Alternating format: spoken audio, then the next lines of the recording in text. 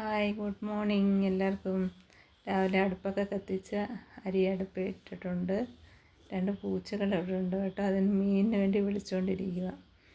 രാവിലെ ദോശയ്ക്കൊക്കെ ഇന്നലെ ആട്ടി വെച്ചതാണ്.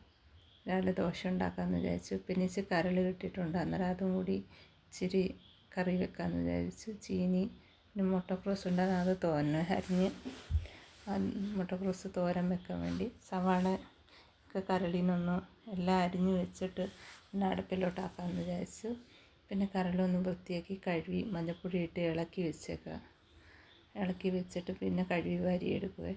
പിന്നെ ഇച്ചിരി മുട്ടക്രോസിന് കടുകൊക്കെ വറുത്ത് ഉപ്പും മഞ്ഞൾപ്പൊടി ഇട്ട് ഇളക്കി ഒന്ന് അടച്ച് വെച്ച് അന്നത്തെ ഒരു സൈഡിൽ കരളിന് ഇച്ചിരി തേങ്ങക്കൊത്ത് ചൂടാക്കിയിട്ട് അതിനകത്ത് സവാളയും പച്ചമുളകും കരിവേപ്പിലയും കൂടി ഇട്ട് ഇളക്കി ഇച്ചിരി ഉപ്പും ഇട്ട് ഇളക്കി വെച്ച് അതിനിടയ്ക്ക് ചമ്മന്തിക്കും കൂടി അരച്ച് പിന്നെ ഇച്ചിരി കരളിന് ഇഞ്ചിയും വെളുത്തുള്ളിയും കൂടി ചതച്ചിട്ട് ദോശയെ ഒരു സൈഡിൽ ചൂടാമെന്ന് വിചാരിച്ച്.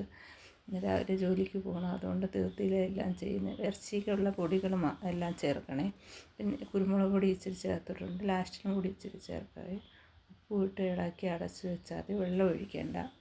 അങ്ങനെ കരൾ ഒരു സൈഡിൽ അടുപ്പത്ത് വെച്ചിട്ടുണ്ട്. ചീനിയും വെച്ചിട്ടുണ്ട്. ദോശ ഒരു സൈഡിൽ ചുടുന്നുണ്ട്.